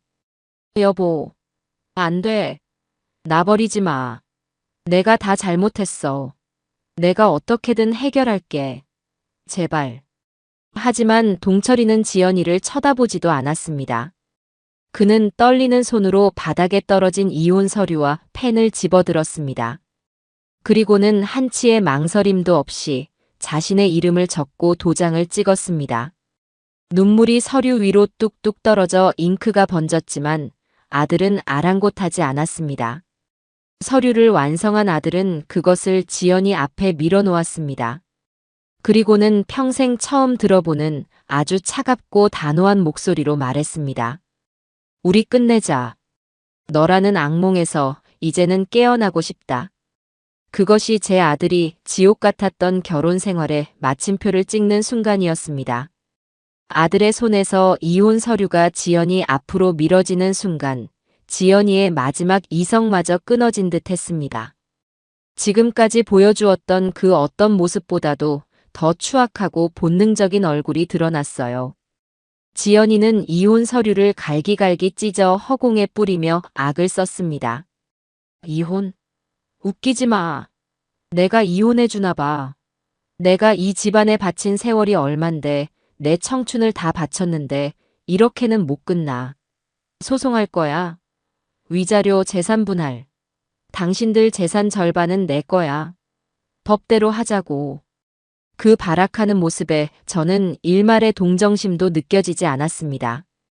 오히려 저 추악한 본색을 이제라도 알게 된 것이 다행이라고 생각했죠. 아들 동철이는 이미 모든 것을 체념한 듯 아무런 반응도 보이지 않았습니다. 그저 텅 빈 눈으로 찢어진 종이 조각을 내려다볼 뿐이었죠. 그때 소파에 말없이 앉아있던 남편이 나직이 입을 열었습니다. 법대로 하자고. 그래, 그거 참 좋은 생각이지. 남편은 자리에서 일어나 안방 서랍에서 또 다른 서류 뭉치를 꺼내왔습니다. 그리고 그것을 찢어진 이혼 서류 조각들 위로 하나씩 아주 천천히 펼쳐놓기 시작했습니다. 어디 한번 볼까? 이게 네가 말하는 재산 분할의 근거가 될 수 있을지. 이건 네가 결혼 생활 동안 내 아들 카드로 긁어댄 명품 쇼핑 내역서다.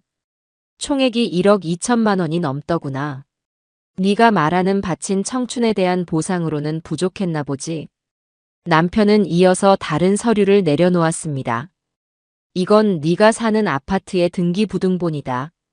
명의는 내 이름 강성필로 되어 있고 보증금과 월세 역시 내 통장에서 빠져나갔다는 증명서지. 네가 이 집에 기여한 재산은 단돈 10원도 없어.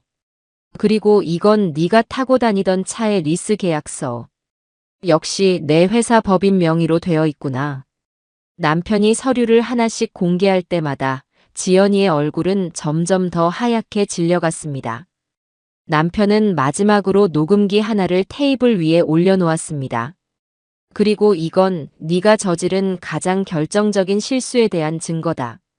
남편이 녹음기를 켜자 지연이가 친구 혜진 씨에게 돈을 빌리며 했던 거짓말, 그리고 블랙박스 속에서 자신의 친정어머니와 나누었던 대화 내용이 거실에 다시 한번 울려 퍼졌습니다.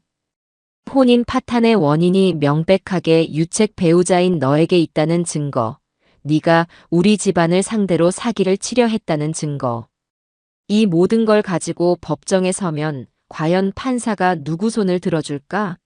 네가 위자료를 받기는커녕 우리가 너한테 손해배상 청구를 할 수도 있다는 생각은 안 해봤나? 남편의 논리정연하고 차가운 말에 지연이는 더 이상 아무런 반박도 하지 못했습니다. 법, 재산, 증거. 자신이 가장 믿고 싶었던 모든 것이 자신의 목을 조르는 칼날이 되어 돌아온 것이었죠. 지연이는 한참을 부들부들 떨더니 갑자기 타겟을 저로 바꾸어 달려들었습니다. 다 당신 때문이야. 이 모든 게 다 당신 때문이라고.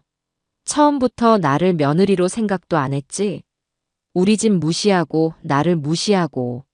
당신만 아니었으면 동철 씨랑 나 행복할 수 있었어. 하지만 지연이의 손이 제게 닿기도 전에 남편의 육중한 몸이 그 앞을 막아섰습니다. 내 아내한테 손끝 하나만 더 대봐. 그때는 정말 네 인생 내가 책임지고 망가뜨려 줄 테니. 남편의 살기 어린 눈빛에 지연이는 겁을 먹고 뒷걸음질 쳤습니다. 남편은 현관문을 열고는 턱짓으로 밖을 가리켰습니다. 나가. 네 두 발로 걸어 나갈 수 있는 마지막 기회다. 지연이는 분하고 억울해서 어쩔 줄 몰라 하며 저와 남편 그리고 아들을 차례로 노려보았습니다. 그 눈에는 이제 눈물 대신 지독한 원망과 저주만이 가득했어요. 두고 봐, 내가 당신들 절대로 행복하게 살게 내버려 두지 않을 거야. 그 악담을 끝으로 지연이는 마침내 맨몸으로 저희 집에서 쫓겨났습니다. 쾅 하고 현관문이 닫히는 순간 길고 길었던 악연의 한 페이지가 넘어가는 소리처럼 들렸습니다. 다음 날 저희는 곧바로 행동에 들어갔습니다. 남편은 변호사를 통해 이혼 소송을 즉각 진행했고 저는 이삿짐센터 직원들과 함께 아들이 살던 아파트로 향했습니다. 문을 열고 들어선 집안은 그야말로 난장판이었습니다. 지연이가 밤새 무언가를 찾으려 했는지 서랍은 모두 열려 있고 옷가지들이 사방에 널브러져 있었어요. 저희가 사준 값비싼 가구와 가전제품들 사이로 그녀의 탐욕의 흔적들이 어지럽게 흩어져 있었습니다. 저는 이삿짐센터 직원들에게 말했습니다.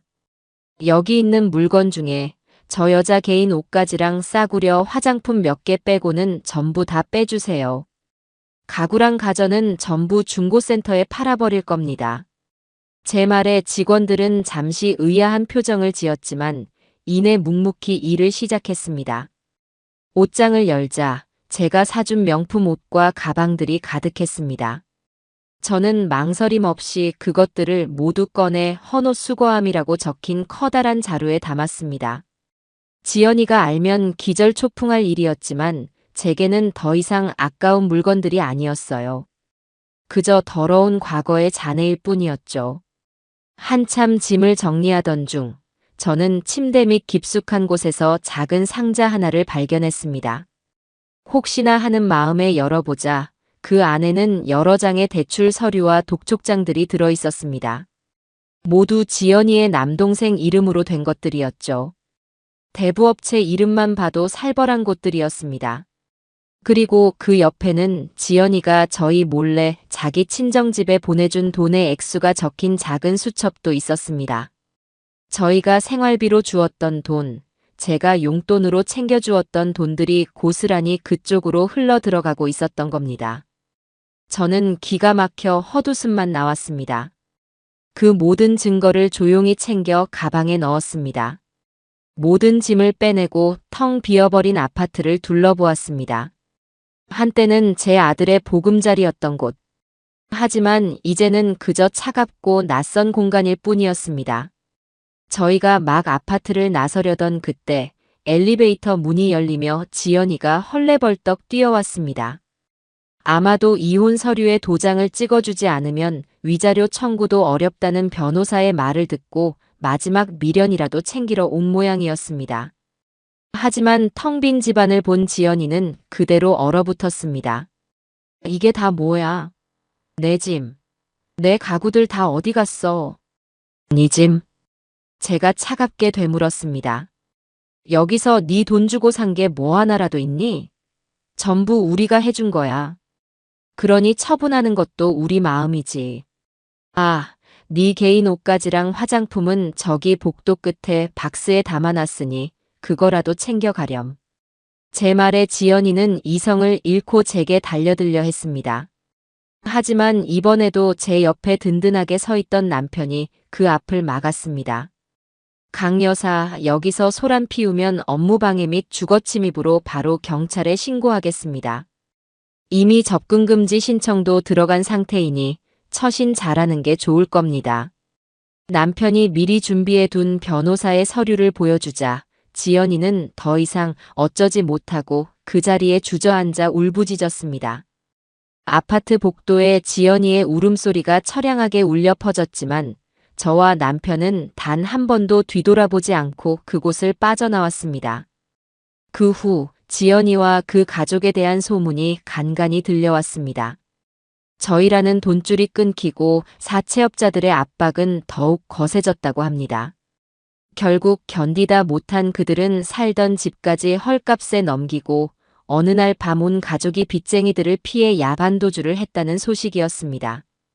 그들이 어디로 갔는지 어떻게 사는지 아는 사람은 아무도 없었습니다. 그저 자신들이 판 함정에 스스로 빠져 허우적대다 결국에는 어둠 속으로 완전히 사라져버린 것이었죠. 자업자득.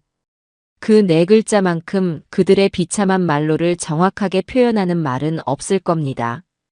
그들의 소식을 들으며 저는 어떤 통쾌함도 동정심도 느끼지 않았습니다. 그저 모든 것이 제자리로 돌아갔을 뿐이라고 그렇게 생각했습니다. 지연이라는 태풍이 휩쓸고 지나간 자리는 생각보다 깊고 황폐했습니다. 모든 진실이 밝혀지고 악연을 끊어냈지만 제 마음속에 남은 상처는 쉽게 아물지 않았어요.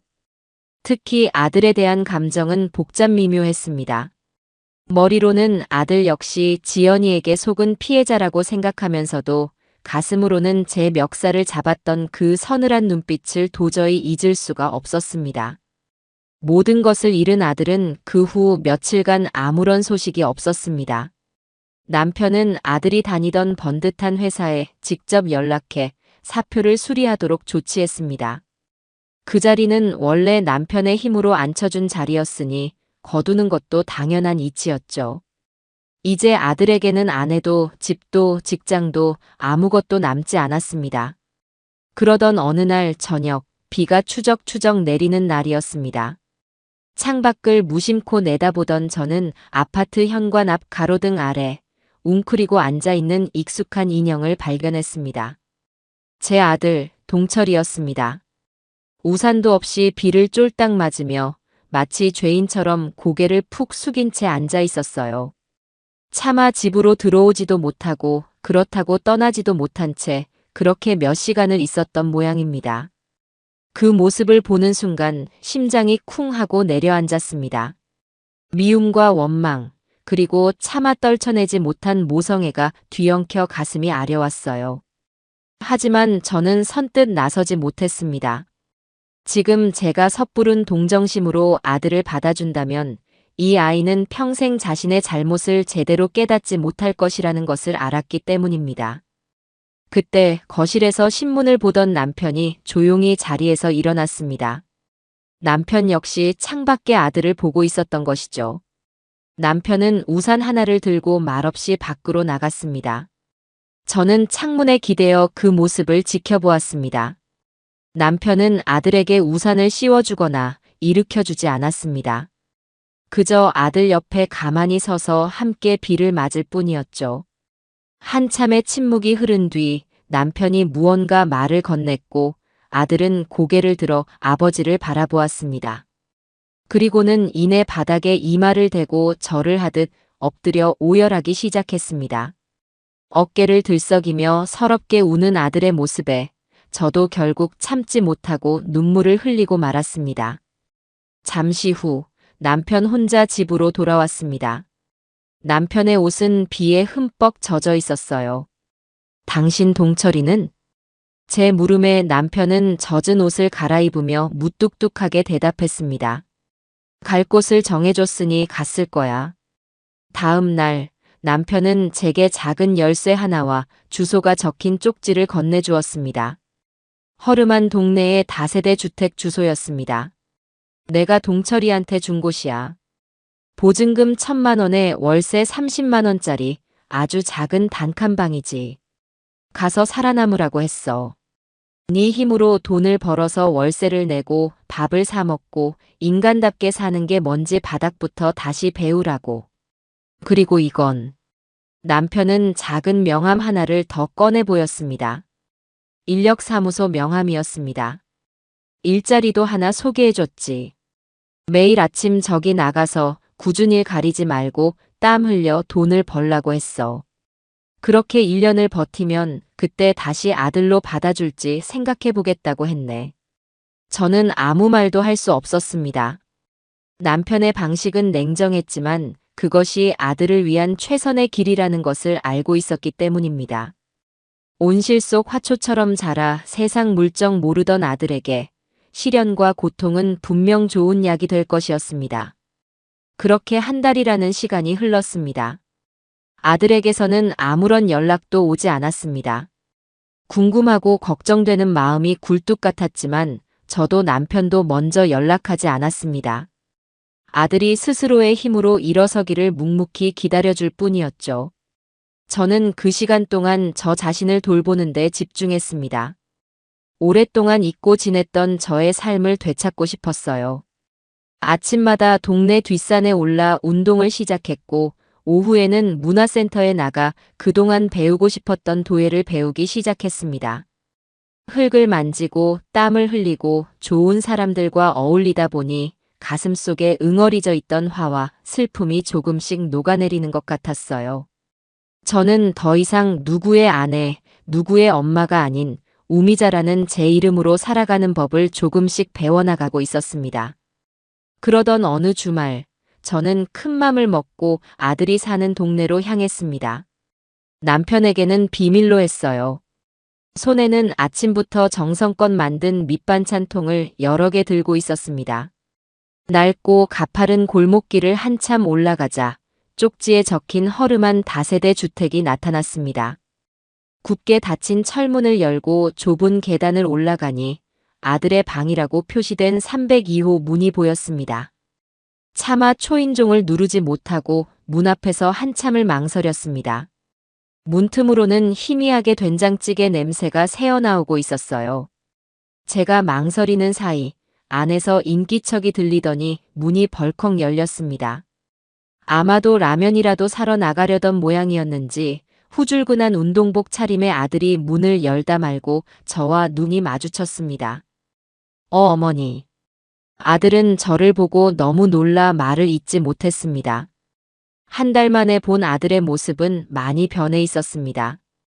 뽀얗던 얼굴은 햇볕에 그을려 검붉어져 있었고 부드럽기만 하던 손은 온통 굳은 살이 박여 거칠어져 있었습니다. 하지만 그 눈빛만은 예전보다 훨씬 더 깊고 단단해져 있었어요. 저 역시 아무 말도 하지 못했습니다. 그저 멍하니 아들을 바라보다가 제가 들고 온 반찬통을 아들의 손에 쥐어주었습니다. 밥 굶지 말고 챙겨 먹어라. 그 한마디를 내뱉기가 어찌나 힘들었는지 모릅니다. 제 말에 아들의 눈가가 다시 붉게 물들기 시작했습니다. 아들은 아무 말 없이 고개를 푹 숙인 채 제가 건넨 반찬통을 부서져라 꽉 쥐었습니다. 저는 더 이상 그 모습을 볼 자신이 없어 그대로 몸을 돌려 계단을 내려왔습니다. 등 뒤에서 아들이 저를 부르는 소리가 희미하게 들려오는 것 같았지만 저는 애써 못 들은 척 걸음을 재촉했습니다. 그날 집으로 돌아오는 버스 안에서 저는 또 한 번 소리 없이 울었습니다. 하지만 그 눈물은 더 이상 분노와 슬픔의 눈물이 아니었습니다. 아주 작은 희망을 보았기에 흘리는 따뜻한 눈물이었습니다. 그날 이후 저희 가족의 시간은 이전과는 전혀 다른 속도로 흐르기 시작했어요. 예전에는 아들의 일거수일투족이 제 세상의 중심이었고 아들의 기쁨과 슬픔에 따라 제 감정도 롤러코스터를 탔었죠. 하지만 이제는 아니었어요.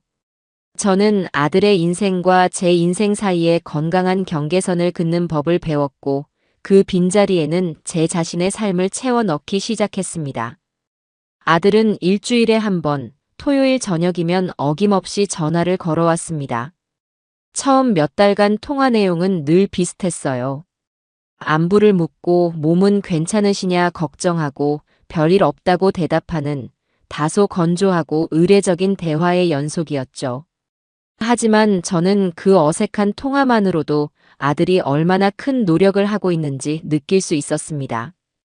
저희에게 무언가를 바라거나 의지하려 하지 않고 오직 자신의 안녕을 알리는 것만으로 관계의 끈을 놓지 않으려는 그 애처로운 노력을 말이에요. 계절이 바뀌고 아들이 그 낯선 동네의 단칸방에서 첫 여름을 맞았을 때였습니다. 그해 여름은 유난히도 무더웠어요. 뉴스에서는 연일 폭염 경보를 떠들어댔죠. 에어컨 없이는 단 하루도 버티기 힘든 날들이었습니다. 저는 선풍기 한 대로 여름을 나고 있을 아들 걱정에 밤잠을 설치기 일쑤였어요. 혹시나 더위를 먹어 쓰러지기라도 하면 어쩌나, 밥은 제대로 챙겨 먹고 다니나. 온갖 걱정이 머릿속을 헤집고 다녔습니다. 남편에게 슬쩍 작은 벽걸이 에어컨이라도 하나 놔줘야 하지 않겠냐고 운을 띄웠지만 남편은 고개를 저었습니다. 땀 흘려 돈 버는 게 얼마나 고된 일인지 뼈저리게 느껴봐야 해. 지금 우리가 도와주는 건 저 아이를 다시 온실 속으로 끌어들이는 것밖에 안 돼. 남편의 말이 맞다는 걸 알면서도 마음이 아픈 건 어쩔 수 없었습니다. 그 주 토요일 아들에게서 전화가 왔습니다. 수화기 너머로 들려오는 아들의 목소리는 땀에 흠뻑 젖은 듯 지쳐 있었고 주변에서는 맴맴 우는 매미 소리가 시끄럽게 들려왔어요. 어머니, 저 동철이에요. 별일 없으시죠? 그럼 별일 없지. 너는 괜찮니? 일하는 데는 괜찮고 너무 덥지 않아? 제 걱정스러운 물음에 아들은 잠시 말이 없더니 피식하고 작은 웃음을 터뜨렸습니다. 더워요. 엄청 더워요, 어머니. 오늘 현장에서 일하는데 아스팔트 열기 때문에 신발 밑창이 녹는 줄 알았어요. 땀을 하도 흘려서 일 끝나고 몸무게 재보니까 2kg이나 빠졌더라고요. 아들의 말은 푸념이 아니었습니다. 오히려 담담하게, 그리고 조금은 자랑스럽게 자신의 고된 하루를 이야기하고 있었어요. 그래도 괜찮아요.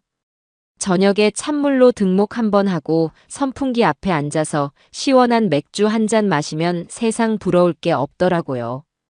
돈 주고도 못 배울 경험하고 있다고 생각해요, 저는. 그 말을 듣는 순간 저는 아무런 대답도 할 수 없었습니다. 목구멍까지 차오른 힘들지라는 말을 간신히 삼켰어요. 제 아들은 이제 더 이상 제 걱정과 동정이 필요한 어린아이가 아니었습니다. 스스로의 힘으로 세상과 부딪히며 고통 속에서도 삶의 작은 기쁨을 찾아내는 어른이 되어가고 있었으니까요. 전화를 끊고 저는 창밖에 짙은 녹음을 보며 조용히 미소 지었습니다. 제 아들이 아주 잘 자라고 있었어요. 시간은 흘러 첫눈이 내리는 겨울이 왔습니다. 아들이 그 허름한 단칸방에서 맞이하는 첫 번째 겨울이었죠. 저는 낡은 다세대 주택의 외풍이 얼마나 매서울지, 얇은 이불 하나로 그 긴 겨울밤을 어떻게 버틸지 걱정되어 또다시 잠을 설쳤어요. 이번에도 남편에게는 차마 말을 꺼내지 못하고 저는 혼자 뜨개질을 시작했어요. 두툼하고 따뜻한 털실을 사다가 밤을 새워 아들이 입을 스웨터와 목도리를 짰습니다. 한 코 한 코 아들의 건강과 안녕을 비는 제 마음을 담아서요. 완성된 스웨터와 목도리를 어떻게 전해줄까 고민하다가 저는 익명으로 택배를 보내기로 했습니다. 보내는 사람 이름은 쓰지 않고 주소만 적어서 보냈죠. 아들이 부담을 느낄까봐, 그리고 이건 어미로서 제가 해줄 수 있는 최소한의 도리라고 생각했기 때문입니다. 며칠 뒤 아들에게서 전화가 왔습니다. 어머니. 평소와는 다른 아주 낮고 잠긴 목소리였습니다. 택배 잘 받았어요. 저는 시치미를 뚝 떼고 대답했습니다. 택배? 무슨 택배? 고맙습니다, 어머니. 정말 정말 따뜻해요. 더 이상의 말은 없었지만 수화기 너머로 아들이 울고 있다는 것을 느낄 수 있었습니다. 저 역시 흐르는 눈물을 참으며 아무 말도 하지 못했죠. 그날의 침묵은 그 어떤 대화보다도 더 깊고 따뜻하게 저희 모자의 마음을 이어주었습니다. 그리고 마침내 아버지를 내쫓았던 그날로부터 정확히 1년이 되는 날이 돌아왔습니다. 남편의 생일이었죠. 저는 아침부터 남편이 좋아하는 갈비찜과 파전을 만들었어요. 아들이 올 것이라는 기대는 하지 않았어요. 아마 전화 한 통으로 안부를 전해오겠지. 그렇게만 생각했습니다. 저녁이 되어 남편과 단출하게 저녁상을 차려 마주 앉으려던 그때 초인종이 울렸어요. 문을 열자 1년 만에 마주하는 아들이 서 있었습니다. 말끔하게 옷을 차려입었지만 고된 노동으로 다부진 어깨와 거칠어진 손은 숨길 수 없었어요. 아들의 손에는 작은 케이크 상자와 어설프게 포장된 선물 상자가 들려 있었습니다. 아버지 생신 축하드립니다. 아들은 고개를 숙인 채 집 안으로 들어섰습니다. 거실에 들어온 아들은 남편 앞에 무릎을 꿇고 앉아 선물 상자를 공손히 내밀었습니다. 제가 1년 동안 월급 받은 것 차곡차곡 모아서 처음으로 사본 선물이에요. 아버지께서 좋아하실지 모르겠습니다. 남편은 아무 말 없이 아들을 내려다보았어요. 그 표정이 어떤 의미인지 저는 알 수 없었어요. 남편은 천천히 선물 상자를 받아들고 꼼꼼하게 포장된 포장지를 조심스럽게 뜯어냈습니다. 그 안에는 평범한 국산 브랜드의 갈색 등산화 한 켤레가 들어있었습니다. 남편이 평소 즐겨 신는 수백만 원을 호가하는 이탈리아제 수제 등산화에 비하면 볼품없기 짝이 없는 물건이었죠. 저는 순간 가슴이 철렁했습니다. 남편이 혹시라도 아들의 성의를 무시하거나 탐탁지 않은 표정을 지으면 어쩌나 하고요. 하지만 남편은 등산화를 꺼내 들고 아주 오랫동안 마치 귀한 보물이라도 감정하듯 구석구석을 살펴보았습니다. 그리고는 나직이 물었어요. 이거 사느라고 그동안 고생 좀 했겠구나. 아들은 고개를 들지 못한 채 대답했습니다. 아닙니다. 라면 좀 많이 먹었습니다. 그 순간 무뚝뚝하기만 하던 남편의 입가에 아주 희미한 그러나 분명한 미소가 번졌습니다. 남편은 등산화를 소중하게 내려놓고는 아들의 어깨를 두드리며 말했습니다. 일어나거라. 그리고 저녁 먹자. 네 엄마가 너 온다고 아침부터 갈비찜을 산더미처럼 해놨다. 그날 저녁 저희 세 사람은 1년 만에 처음으로 한 식탁에 둘러앉았습니다. 어색한 침묵이 흘렀지만 그 침묵은 결코 불편하지 않았어요. 아들은 밥 한 공기를 뚝딱 비우고는 제가 더 퍼주려는 것을 말리며 말했습니다. 어머니, 저 이제 예전처럼 많이 못 먹어요. 위가 줄었나 봐요. 그 말에 저와 남편은 동시에 웃음을 터뜨렸어요. 얼음장 같던 저희 집 식탁에 아주 오랜만에 온기가 돌기 시작한 순간이었습니다. 식사를 마치고 아들은 자기가 설거지를 하겠다며 부엌으로 들어갔습니다. 그 넓고 든든해진 등을 바라보며 저는 남편에게 속삭이듯 말했습니다. 여보, 이제 동철이 다시 우리 아들로 받아줘도 괜찮지 않을까요? 저 아이, 이제 정말 어른이 된 것 같아요. 남편은 대답 대신 거실 한쪽에 놓아둔 새 등산화의 끈을 풀었다 다시 매기를 반복하고 있었습니다. 그 모습만으로도 저는 충분한 답을 얻을 수 있었어요. 그 후로 몇 주가 지난 어느 화창한 가을날이었습니다. 저는 그동안 배운 도예 솜씨를 살려 동네에 작은 문화공간 겸 공방을 열었습니다. 거창한 사업이라기보다는 이웃들과 흙을 만지며 소소한 행복을 나누고 싶다는 마음에서 시작한 일이었죠. 공방 일은 생각보다 즐거웠고 제 삶에 새로운 활력을 불어넣어 주었습니다. 그날도 공방에서 수강생들과 함께 물레를 돌리고 있는데 뜻밖의 손님이 찾아왔습니다. 지연이의 친구였던 혜진 씨였습니다. 그녀는 예전보다 한결 밝아진 얼굴로 향기로운 과일 바구니를 들고 서 있었어요. 어머님, 공방 여셨다는 소식 듣고 찾아왔어요. 정말 축하드려요. 너무 멋진 공간이네요. 저는 반갑게 그녀를 맞았습니다. 저희는 공방 한쪽에 마련된 작은 테이블에 마주 앉아 차를 마시며 이야기를 나누었어요. 혜진 씨는 제게 그동안 미처 하지 못했던 이야기들을 털어놓았어요.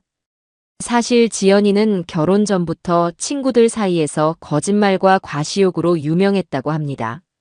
어려운 집안 형편을 숨기기 위해 명품 짝퉁을 사서 진짜인 척하고 있지도 않은 부자 친척 이야기를 지어내곤 했다는 것이었죠.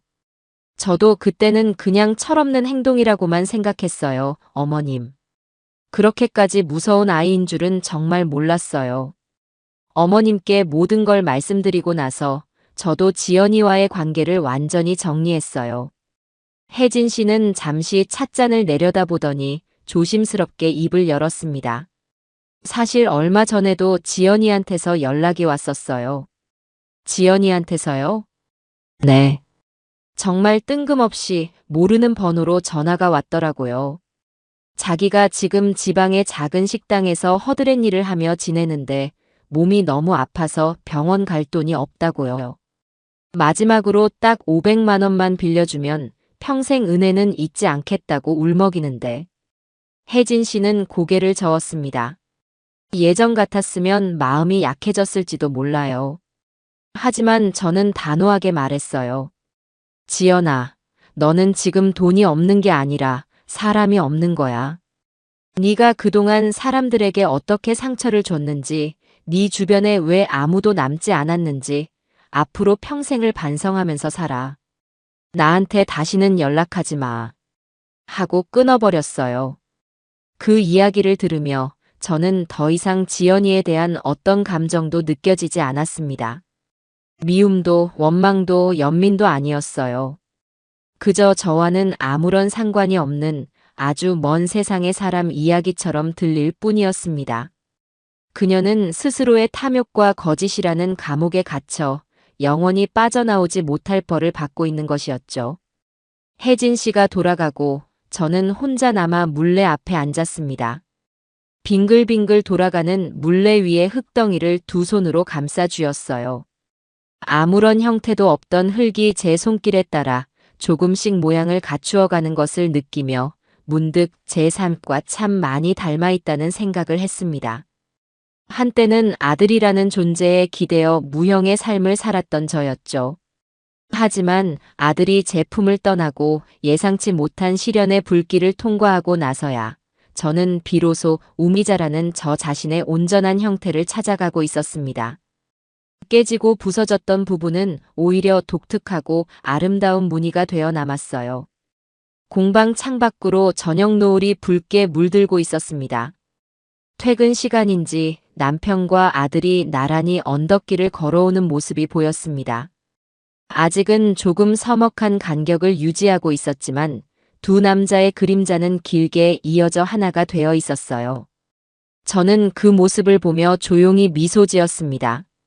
완벽하게 행복하지는 않아도 괜찮았습니다. 상처가 완전히 아물지 않아도 괜찮았어요. 우리는 그 상처를 보듬고 서로를 존중하며 앞으로 나아갈 힘을 얻었으니까요. 제 인생의 가장 거세었던 폭풍은 이제 완전히 지나갔습니다. 비 온 뒤에 단단하게 굳은 땅 위에서 저는 이제 막 저의 두 번째 인생을 가장 아름다운 저녁 노을과 함께 시작하고 있습니다.